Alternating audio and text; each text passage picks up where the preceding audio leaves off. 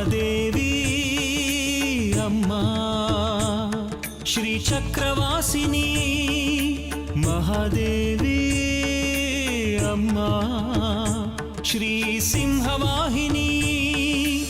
ನನ್ನ ಮಗಳನ್ನು ಉಳಿಸ್ತೀನಿ ಅಂತ ನನಗೆ ಮಾತು ಕೊಡು.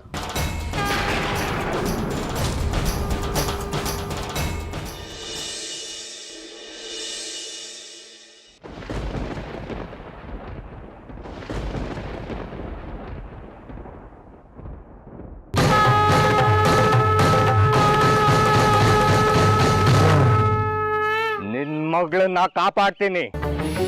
ಅವ್ರ ಜೀವಕ್ಕೆ ಏನೇ ಅಪಾಯ ಆಗದಿರೋ ಹಾಗೆ ನಾನು ನೋಡ್ಕೊಳ್ತೀನಿ. ಏನದು ಮಹಾಪೂಜೆ? ನನ್ನ ಶಕ್ತಿ, ನನ್ನ ಸಾಧನೆ ಎಲ್ಲವನ್ನು ಕಿತ್ಕೊಂಡಿದ್ದಾಳೆ ಆ ಮಹಾತಾಯಿ. ಅದನ್ನು ಪಡ್ಕೊಳ್ಳೋದಕ್ಕೆ ಆ ನನ್ನ ಮಹಾಕಾಳಿಗೆ ಮಾಡೋವಂಥ ಮಹಾಪೂಜೆ, ಶಕ್ತಿ ಪುನಃಸ್ಥಾಪನಾ ಪೂಜೆ, ಸರ್ವಶಕ್ತಿ ಸಿದ್ಧಾರ್ಥ ಪೂಜೆ. ಅದನ್ನು ಕರಾಳ ಅಮಾವಾಸ್ಯೆ ದಿನ ಮಾತ್ರ ಮಾಡಬೇಕು. ಈ ಘೋರ ಬಲಿ ಪೂಜೆ ದಿನ ಅಮ್ಮನಿಗೆ ಇಷ್ಟವಾದ ಬಲಿ ಕೊಟ್ಟು ಮನಸ್ಸಿಟ್ಟು ಪ್ರಾರ್ಥಿಸಿದ್ರೆ ನನ್ನ ಶಕ್ತಿಗಳೆಲ್ಲ ನನಗೆ ವಾಪಸ್ ಸಿಗುತ್ತೆ. ಆಗ ನೋಡು, ತಿರುಗಿ ನಿಲ್ತೀನಿ ಆ ಮಹಾದೇವಿ ಮುಂದೆ. ತಾಯೇ ಮಹಾದೇವಿ, ಬರ್ತೀನಿ, ಇನ್ನು ಯುದ್ಧ ಬಾಕಿ ಇದೆ. ನಿನ್ಗೆ ಹೆದ್ರು ಕೂತಿಲ್ಲ ಈ ಕಾಲರುದ್ರ ಸಿದ್ದೇಶ್ವರ ಕಡ್ಕಿ. ಆವತ್ತು ನಿನ್ ಜೊತೆ ಯುದ್ಧಾನೆ, ಈಗಲೂ ನಿನ್ ಜೊತೆ ಯುದ್ಧಾನೆ. ಇಟ್ಟ ಹೆಜ್ಜೆನ ಯಾವತ್ತೂ ಹಿಂದಿಟ್ಟಿಲ್ಲ ಈ ಕಾಲರುದ್ರ ಸಿದ್ದೇಶ್ವರ ಕಡ್ಕಿ. ನೀನ್ ಒಡ್ಡಿದ ಎಲ್ಲಾ ಪರೀಕ್ಷೆಗಳನ್ನ ಎದುರಿಸಿ ಗೆದ್ದು ನಿನ್ ಮುಂದೆ ಇದ್ದೀನಿ. ನೀನು ನನ್ನ ಶಕ್ತಿಗಳನ್ನು ಕುಂದಿಸ್ಬೋದು, ಆದರೆ ನನ್ನ ಛಲನಲ್ಲ. ನನ್ನ ರಕ್ತ ಬೇಕಾ ನಿನ್ಗೆ? ನಿನ್ಗೆ ತೃಪ್ತಿ ಆಗೋದಿದ್ರೆ ನನ್ನನ್ನೇ ಬಲಿ ಕೊಡ್ತೀನಿ, ತಗೋ.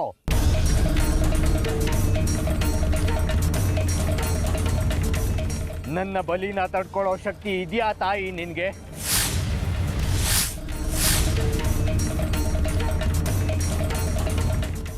ಒಟ್ಟೋ ಎಲ್ಲ ಪರೀಕ್ಷೆಗಳಿಗೂ ಸವಾಲೆಸ್ತು ಕಾಲಭೈರವನಾಗಿ ಕಾಲದ ವಿರುದ್ಧನೇ ನಿಲ್ತಾನೆ ಈ ಕಾಲರುದ್ರ ಸಿದ್ದೇಶ್ವರ ಕಡ್ಕಿ. ಮುಂದಿನ ಕರಾಳ ಅಮಾವಾಸ್ಯೆ ದಿನ ಬಲಿ ಪೂಜೆ, ಆಮೇಲೆ ನನ್ನ ನಿನ್ನ ಆಟ ಮತ್ತೆ ಶುರು.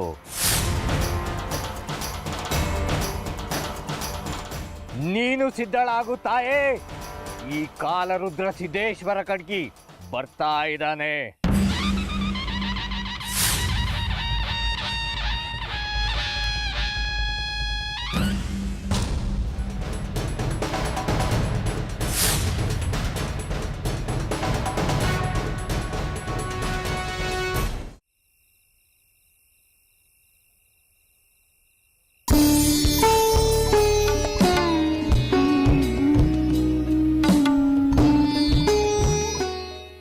ಸುನೀತಾ, ಯಾಕೆ ಹೀಗೆ ಕೂತಿದ್ಯಾ? ಏನಾಯ್ತು?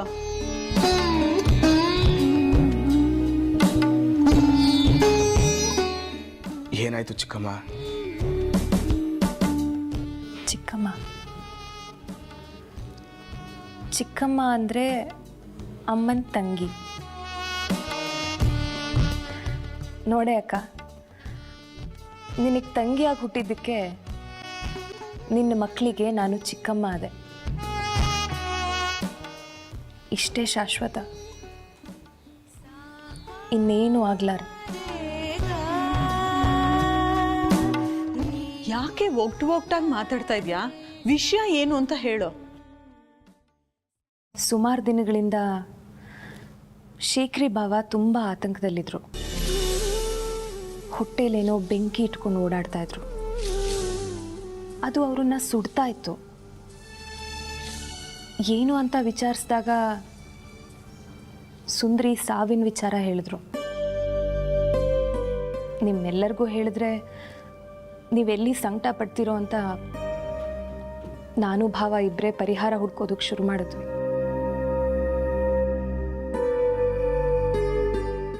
ನಾನು ಭಾವ ಹೋಗಿ ದೇಶಿಕರನ್ನ ಭೇಟಿ ಮಾಡಿದ್ವಿ. ಹೇಗಾದರೂ ಮಾಡಿ ಸುಂದ್ರಿನ ಉಳಿಸಿ ಅಂತ ಬೇಡ್ಕೊಂಡ್ವಿ. ಅವರು ಸಾಧ್ಯನೇ ಇಲ್ಲ ಅಂತ ಹೇಳಿದ್ರು. ಈ ವಿಷಯನೆಲ್ಲ ನಿಮ್ಗೆ ಯಾರಿಗೂ ಹೇಳೋಕ್ಕಾಗದೆ ಒದ್ದಾಡ್ತಾ ಇದ್ವಿ. ಆಗಲೇ ನೀನು, ನಿನ್ನ ಜಗ್ಗಿ ಚಿಕ್ಕಪ್ಪ, ಆ ಪಂಚಾಕ್ಷರಿ ಹೆಂಡ ಕುಡಿಯೋದಕ್ಕೆ ಜಾಗ ಹುಡುಕೊಂಡು ಅಲ್ಲಿಗೆ ಬಂದಿದ್ದು.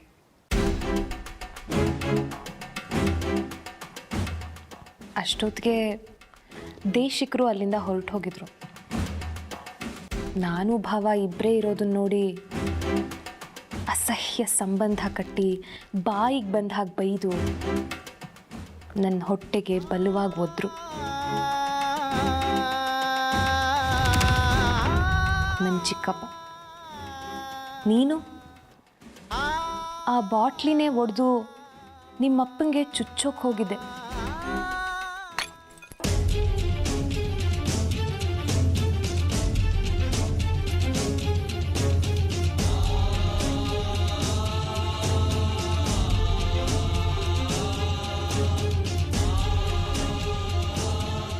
ಕ್ಷಮಿಸ್ಬಿಡಿ ಚಿಕ್ಕಮ್ಮ. ತಿಳುವಳಿಕೆ ಇಲ್ಲದೆ ಅವಿವೇಕಿಯಾಗಿ ನಡ್ಕೊಂಡಿದ್ದೀನಿ. ಕುಡಿತದ ಮುಳ್ಳಿನಲ್ಲಿ ದುಡುಕ್ಬಿಟ್ಟಿದ್ದೀನಿ.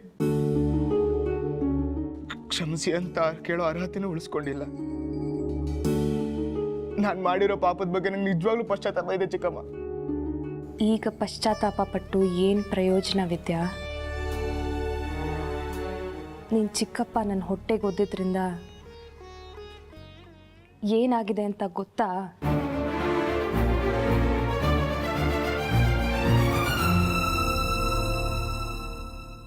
ಏನಾಯ್ತೆ?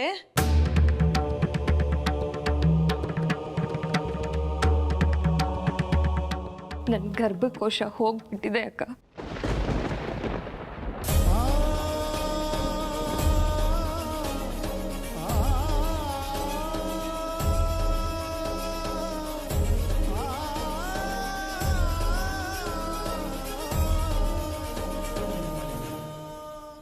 ಇನ್ಯಾವತ್ತೂ ನಾನು ತಾಯಿ ಆಗ್ಲಾರೆ ಅಕ್ಕ.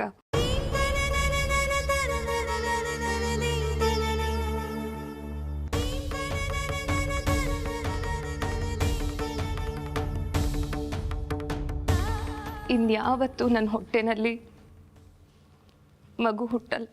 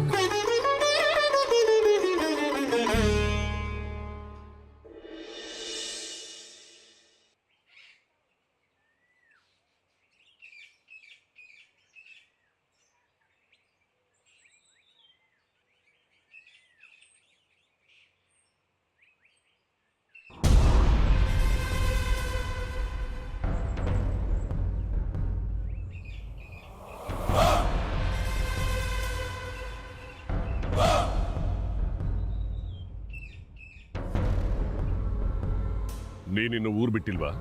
ನಿನ್ನ ಕೆಲಸಕ್ಕೋಸ್ಕರನೇ ಇನ್ನೂ ಇದೇ ಊರಲ್ಲಿದ್ದೀನಿ. ಆಗಲ್ಲ, ನಿನ್ ಕೆಲಸ ಮಾಡೋದು ಸಾಧ್ಯ ಇಲ್ಲ ಅಂತ ಹೇಳಿದೆ. ಇನ್ನೇನಿದೆ ಈ ಊರಲ್ಲಿ ಕೆಲಸ? ಹೋಗ್ತಾ ಇರೋ.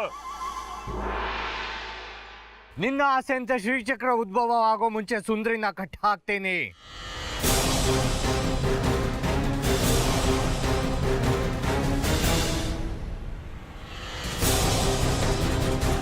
ಅಷ್ಟೇ ಅಷ್ಟೇ ನನಗೆ ಬೇಕಾಗ್ತದೆ. ನಾನೇನ್ ಮಾಡ್ಬೇಕು ಹೇಳೋದು? ನನ್ನ ಶಕ್ತಿಗಳನ್ನು ಮರಳಿ ಪಡೆಯೋದಕ್ಕೆ ಒಂದಷ್ಟು ಪೂಜೆಗಳಾಗಬೇಕು. ಅದಕ್ಕೆ ನಿನ್ನ ಸಹಾಯ ಬೇಕು. ಹೇಳು, ನಾನೇನ್ ಸಹಾಯ ಮಾಡ್ಬೇಕು ನಿನ್ಗೆ? ಮುಂದಿನ ಕರಾಳ ಅಮಾವಾಸ್ಯ ದಿನ ಸರ್ವಶಕ್ತಿ ಸಿದ್ಧಾರ್ಥವಾಗಿ ಒಂದು ಪೂಜೆ ಮಾಡಬೇಕು. ಅದು ಸಾಮಾನ್ಯ ಪೂಜೆ ಅಲ್ಲ, ಅದಕ್ಕೆ ತುಂಬಾ ಖರ್ಚಾಗುತ್ತೆ. ಆಗ್ಲಿ, ಎಷ್ಟೇ ಖರ್ಚಾದ್ರೂ ಪರವಾಗಿಲ್ಲ, ನಾನ್ ಸುರಿತೀನಿ ದುಡ್ಡನ್ನ. ಆದ್ರೆ ಶ್ರೀಚಕ್ರ ಮಾತ್ರ ನಮ್ಮ ಕೈವಶ ಮಾಡಬೇಕು. ನಾನು ಹೇಳೋ ನಿಯಮಗಳನ್ನ ಪಾಲಿಸಬೇಕು.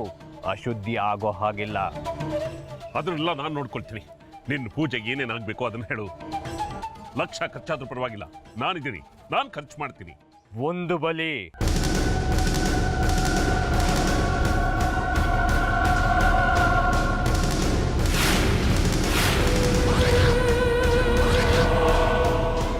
ಬಲಿನ? ಹೌದು, ಒಂದು ಬಲಿ ಆಗಬೇಕು. ಆವಾಗ ಮಾತ್ರ ನನ್ನ ಶಕ್ತಿಗಳನ್ನ ಮರಳಿ ಪಡೆಯೋದಕ್ಕೆ ಸಾಧ್ಯ. ಒಂದನ್ನ ಪಡಿಬೇಕು ಅಂದ್ರೆ ಇನ್ನೊಂದನ್ನ ಬಲಿ ಕೊಡಲೇಬೇಕು. ಇದು ಪ್ರಕೃತಿ ನಿಯಮ ಅಲ್ವಾ? ಹಾಗೆ ಇದು ಕೂಡ. ನನ್ನ ಶಕ್ತಿಗಳನ್ನೆಲ್ಲ ಮರಳಿ ಪಡಿಬೇಕಂದ್ರೆ ಒಂದು ಬಲಿ ಅನಿವಾರ್ಯ.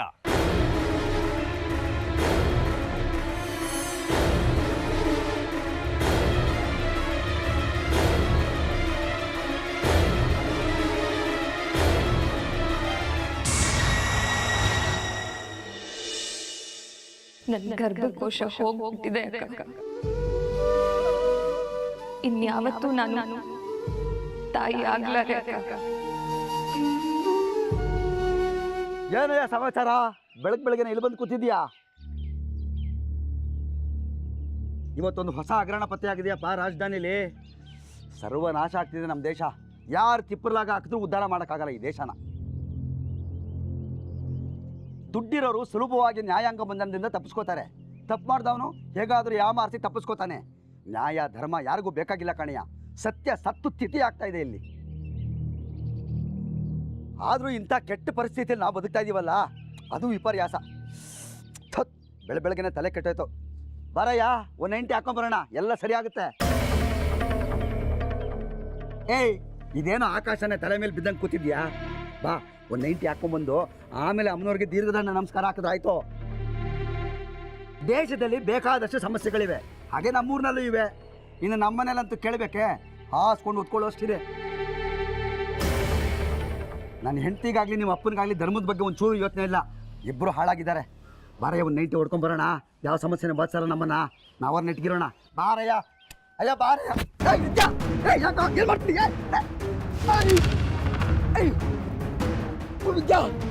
ನಿನ್ನಂತವ್ರಿಂದನೇ ದೇಶ ಹಾಳಾಗ್ತಿರೋದು. ನೀನೊಂಥರ ಸಾಂಕ್ರಾಮಿಕ ರೋಗ ಇದ್ದಾಗೆ ತೋರಿದ್ರವನೇ. ನಾಚಿಕೆ ಆಗಲ್ವ ನಿನಗೆ? ನಿನ್ನ ಎಷ್ಟೊಂದು ನಂಬಿದ್ನಲ್ಲೋ, ನಮ್ ಕೇಳ್ಕೊಳ್ಳೋದು ಹೇಗಿತ್ತೆ ಅಲ್ಲ ನಿನಗೆ? ನನಗೆ ಕುಡ್ತಾ ಕಲ್ಸಿ ನನ್ನ ಮೂಲಕ ನಿನ್ ದ್ವೇಷನ ಸಾಧಿಸ್ಕೊಂಡೆ. ನಮ್ಮಪ್ಪನ ವಿರುದ್ಧನೇ ನನ್ನ ಎತ್ಕಟ್ಟಿದೆ. ದೇವ್ರಂತ ಚಿಕ್ಕಮ್ಮನಿಗೆ ಕೆಟ್ಟದಾಗ ಮಾತಾಡೋಕೆ ಮಾಡ್ತಿಲ್ಲಲ್ಲ. ಸುಖವಾಗಿ ನೋಡ್ಕೊತೀನಿ ಅಂತ ಅಗ್ನಿ ಸಾಕ್ಷಿಯಾಗಿ ಚಿಕ್ಕಮ್ಮನ ಮದುವೆ ಆಗಿದ್ಯಾ. ಈಗಾಗ್ಲೇ ಅವ್ರಿಗೆ ಕಾಟ ಕೊಡ್ತಾನೆ ಇದೆಯಾ, ನರಕಿ ಯಾತನೆ ಕೊಡ್ತಾ ಇದೀಯಾ. ಹೀಗೆ ಬಿಟ್ರೆ 7 ಜನ್ಮಕ್ಕೆ ಅವ್ರಿಗೆ ಕಾಟ ಕೊಡ್ತಾನೆ ಇರ್ತೀಯ.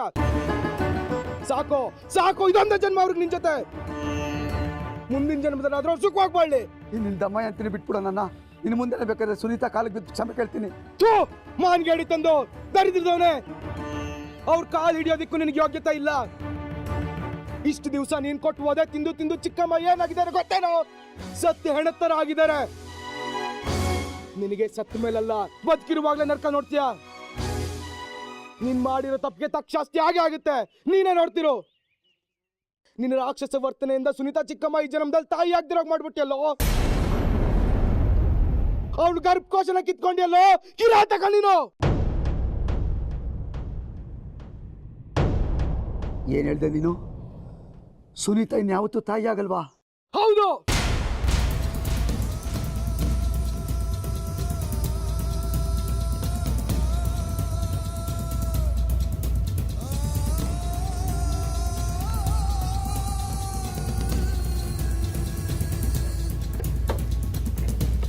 ಸುನೀತಾ, ಸುನೀತಾ, ಸುನೀತಾ.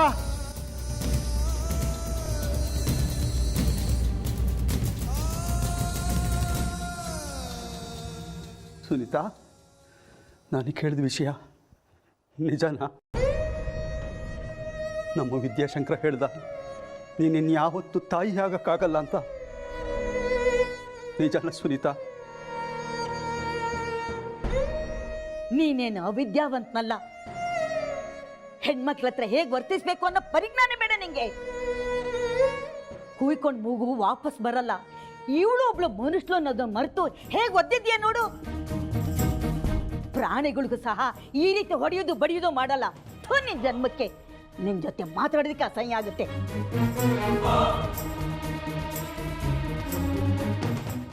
ನಿನ್ನಿಂದ ಒದೆಗಳನ್ನ ತಿಂದು ತಿಂದು ಹೇಗಾಗಿದ್ದಾಳೆ ಗೊತ್ತಾ?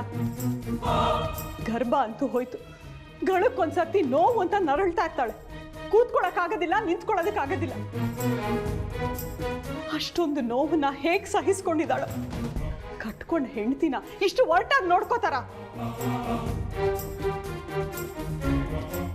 ಎಂಥ ಅನಾಹುತವಾಗೋಯ್ತು. ಆ ಅಮ್ಮನವರೇ ನಂಗೆ ಶಿಕ್ಷೆ ಕೊಟ್ಟಿದ್ದಾರೆ. ಹೆಂಡತಿ ಅಂತೂ ನನ್ನ ಜೊತೆಗೊಳ್ಳಿಲ್ಲ. ನಾಳೆ ದಿವಸ ಹೇಗೋ ಬಲವಂತಕ್ಕೋ ದಾಕ್ಷಿಣ್ಯಕ್ಕೋ ಒಂದು ಮಗುನ ಹೆತ್ಕೊಡ್ತಾಳೆ ಅಂತ ಅಮ್ಮ ಭಾಳ ಆಸೆಯಿಂದ ಇದ್ಲು. ಆದರೆ ಹೀಗೆ ನೋಡಿದ್ರೆ ಇವಳು ತಾಯಿಯಾಗೋ ಭಾಗ್ಯನೇ ಕಳ್ಕೊಂಡಿದ್ದಾಳಲ್ಲ. ಈಗ ಗೊಳೋ ಅಂತ ಅಳೋ ಬದಲು ಮೊದಲಿನಿಂದ ಸ್ವಲ್ಪ ವಿವೇಚನೆಯಿಂದ ಇರ್ಬೋದಿತ್ತಲ್ಲ. ಕಟ್ಕೊಂಡ್ ಹೆಂಡತಿ ಸಾಕ್ಷಾತ್ ಮಹಾಲಕ್ಷ್ಮಿ ಇದ್ದ ಹಾಗೆ. ನಮ್ಮಮ್ಮ ತುಂಬ ಆಸೆ ಇಟ್ಕೊಂಡಿದ್ದಾಳೆ ತನ್ನ ಮೊಮ್ಮಗು ಜೊತೆ ಆಡಬೇಕು ಅಂತ. ಅವಳ ಆಸೆ ಪೂರೈಸೋದಕ್ಕೋಸ್ಕರ ನನಗೋಸ್ಕರ ಒಂದು ಮಗು ಬೇಕಾಗಿತ್ತು. ನಮ್ಮ ವಂಶ ಬೆಳೆಸೋದಕ್ಕೆ ಒಂದು ಮಗುನ ಎತ್ಕೊಡ್ತೀಯ ಅಂತ ಅಂದ್ಕೊಂಡಿದ್ದೆ ನಾನು. ಸುನೀತಾ ಆರೋಗ್ಯ ತುಂಬಾ ಸೂಕ್ಷ್ಮವಾಗಿದೆ. ಇನ್ನಾದರೂ ಅವಳನ್ನ ಚೆನ್ನಾಗಿ ನೋಡ್ಕೋ.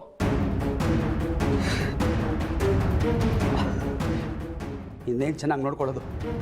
ನನ್ನ ವಂಶ ನಿರ್ವಂಶ ಮಾಡಿಬಿಟ್ಟಿಯಲ್ಲೇ. ಒಂದು ಮಗು ಎತ್ಕೊಡೋ ಯೋಗ್ಯತೆ ನಿನಗಿಲ್ವಲ್ಲೇ? ನಮ್ಮಮ್ಮಗೆ ಏನಂತ ಉತ್ತರ ಕೊಡಲಿ ನಾನೀಗ?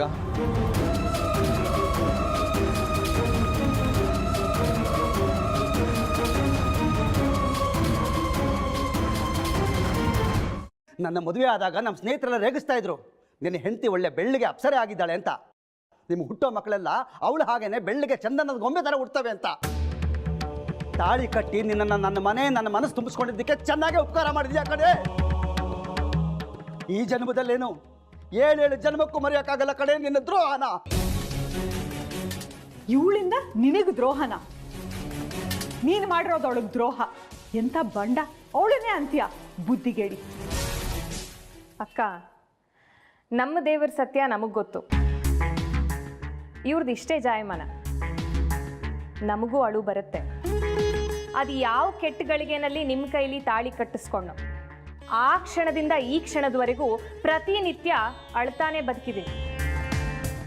ನನ್ನ ಜೀವನನ ನರಕ ಮಾಡಿದ್ದೀರ. ಪ್ರತಿದಿನ ಸತ್ತು ಸತ್ತು ಬದುಕ್ತಾ ಇದ್ದೀನಿ. ಏನು ಹಾಗೆ ನೋಡ್ತಾ ಇದ್ದೀರಿ? ನನ್ನಿಂದ ನಿಮ್ಮ ವಂಶ ಬೆಳೆಸೋದಕ್ಕೆ ಸಾಧ್ಯ ಇಲ್ಲ ಅಂತ ಗೊತ್ತಾಗಿ ಎಷ್ಟು ದುಃಖ ಆಗ್ತಿದೆ ಅಲ್ವಾ ನಿಮಗೆ? ಇದೇ ಮೊದಲನೇ ಸಲ ನಿಮಗೆ ನಿಮ್ಮ ಜೀವನದಲ್ಲಿ ಬಿಸಿ ತಾಕ್ತಾ ಇರೋದು. ಇನ್ನು ನನ್ನ ಸ್ಥಿತಿ ಹೇಗಿರಬೇಡ, ಸ್ವಲ್ಪ ಯೋಚನೆ ಮಾಡಿ.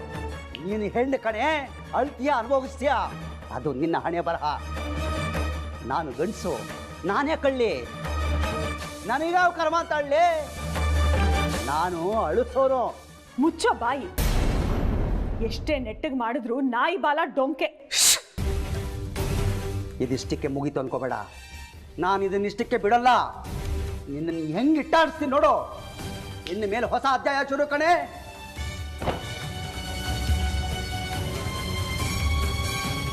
ಏನೇ ಸುನೀತಾ, ಇಷ್ಟಾದ್ರೂ ಈ ಜಗ್ಗಿಗೆ ಬುದ್ಧಿನೇ ಬರಲಿಲ್ವಲ್ಲೇ? ನೀನೇ ನೋಡಿದ್ಯಲ್ಲಕ್ಕ, ಹುಟ್ಟುಗುಣ ಸುಟ್ಟರೂ ಹೋಗಲ್ಲ ಅಂತಾರಲ್ಲ, ಇವ್ರು ಹಾಗೆ. ನನಗಿಷ್ಟೆಲ್ಲ ಆದರೂ ಇವ್ರಿಗೇನೂ ಅನ್ನಿಸ್ತಾ ಇಲ್ಲ. ಒಂಚೂರಾದರೂ ನೋವು, ಪಶ್ಚಾತ್ತಾಪ ಏನೂ ಇಲ್ಲ. ನನ್ನ ಜೀವಕ್ಕೆ ಅನಾಹುತ ಆದರೂ ಅದು ಇವ್ರಿಗೆ ಲೆಕ್ಕಕ್ಕಿಲ್ಲ. ಇವ್ರ ಆಸೆ ಈಡೇರಲಿಲ್ಲ, ಇವ್ರ ವಂಶ ಬೆಳೆಯಲಿಲ್ಲ ಅನ್ನೋದೇ ದೊಡ್ಡ ವಿಷಯ. ಅದಕ್ಕೂ ನಂದೇ ತಪ್ಪು ಅಂತ ಹೇಳ್ತಾರೆ. ಇಂಥ ದರಿದ್ರ ವಕ್ರ ಬುದ್ಧಿಯ ಮನುಷ್ಯ ನನ್ನ ಗಂಡ, ಇಂಥವನ ಜೊತೆ ಇಡೀ ಜೀವನ ನಾನು ಸಂಸಾರ ಮಾಡಬೇಕು. ಇಂಥ ಸೌಭಾಗ್ಯ ನೋಡು. ಸದ್ಯ ಇವನ ಮಗು ನನ್ನ ಹೊಟ್ಟೆನಲ್ಲಿ ಹುಟ್ಟಿದಿದ್ರೆ ಅದು ಇನ್ಯಾವ ಥರದ ರಾಕ್ಷಸ ಆಗಿರ್ತಾ ಇತ್ತು. ಒಂದೊಂದ್ಸಲ ಆಗಿರೋದೆಲ್ಲ ಒಳ್ಳೇದಕ್ಕೆ ಅಂತ ಅನ್ಸುತ್ತೆ. ಈ ಕಿರಾತಕನ ಜೊತೆ ನರಕಯಾತನೆ ಅನುಭವಿಸ್ತಾ ಇರೋದೇ ಸಾಕು.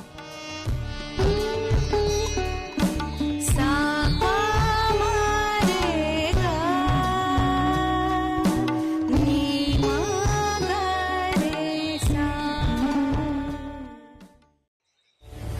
ಹಣ ಎಷ್ಟು ಬೇಕಾದ್ರೂ ಕೇಳು ಕೊಡಬಹುದು, ಪೂಜಾ ವಸ್ತುಗಳು ಏನ್ ಬೇಕಾದ್ರೂ ಕೇಳು ಹೊಂದಿಸಬಹುದು. ಆದ್ರೆ ಬಲಿ ಗಿಲಿ ಅದೆಲ್ಲ ಸಾಧ್ಯ ಇಲ್ಲ. ಅದು ನಮ್ಮ ವೈದಿಕ ಧರ್ಮಕ್ಕೆ ವಿರುದ್ಧ. ಪ್ರಾಣಿ ಬಲಿ ಪಾಪ ಸುತ್ತಕೊಳ್ಳುತ್ತೆ ನಮ್ಗೆ. ಬಲಿ ನೀನ್ ಕೊಡ್ಬೇಡ, ನಾನ್ ಕೊಡ್ತೀನಿ. ಬಲಿ ಕೊಟ್ರೆ ಮಾತ್ರ ನನ್ನ ಶಕ್ತಿಗಳು ವಾಪಸ್ ಸಿಕ್ಸೋದು. ಬಲಿ ಆಗ್ಲೇಬೇಕು, ಆವಾಗ ಮಾತ್ರ ಶುದ್ರ ದೇವತೆಗಳು ತೃಪ್ತರಾಗೋದು. ಪಾಪ ಪುಣ್ಯ ಎಲ್ಲ ಬಲಿ ಪೂಜೆ ಲೆಕ್ಕದಲ್ಲಿಲ್ಲ. ಅದು ಬಿಟ್ಟು ಬೇರೆ ದಾರಿ ಇಲ್ವಾ? ಪ್ರಾಣಿಗಳ ಮೂರ್ತಿಯನ್ನ ಮಾಡಿ ಅದನ್ನ ಅರ್ಪಿಸಿದ್ರೆ ಸಾಧ್ಯ ಇಲ್ವಾ? ಮೂಕ ಪ್ರಾಣಿಗಳನ್ನೇ ಬಲಿ ಕೊಡ್ಬೇಕಾ? ಮಹಾಮಂಗಳಾರತಿ ಮಾಡದೆ ಪೂಜಾ ಫಲ ಸಿಗುತ್ತಾ ನಿಮ್ಗೆ? ಸರಿ, ಅದೇನ್ ಬಲಿ ಕೊಡ್ಬೇಕು ಹೇಳು. ಒಂದು ದೊಡ್ಡ ಪ್ರಾಣಿ ಕಾಡಿಂದ ಹುಡುಕ್ ತರಬೇಕು. ಅಂದ್ರೆ ಆನೆ.